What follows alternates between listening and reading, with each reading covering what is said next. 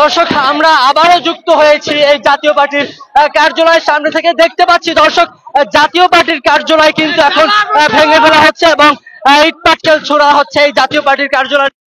দর্শক আমরা সরাসরি যুক্ত করেছি এই জাতীয় পার্টির কার্যালয়ের দিকে। দর্শক আমরা দেখতে পাচ্ছি যে জাতীয় পার্টির কার্যালয় কিন্তু এই মুহূর্তে ভেঙে ফেলা হচ্ছে এবং এই জাতীয় পার্টির কার্যালয় কিন্তু আগুন জ্বালিয়ে দেওয়া হচ্ছে।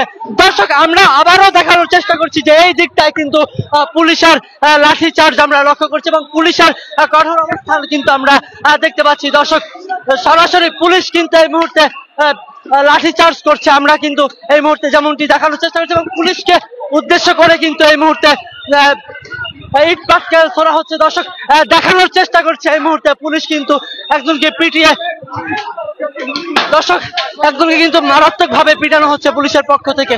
দর্শক আমরা যেমনটি দেখানোর চেষ্টা করছি এই মুহূর্তে কিন্তু উত্তপ্ত পরিস্থিতি তৈরি হয়েছে।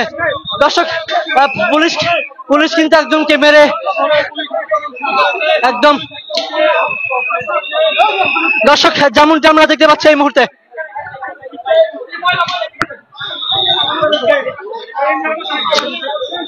দর্শক একজনকে কিন্তু মেরে ফেলে রাখা হচ্ছে। দর্শক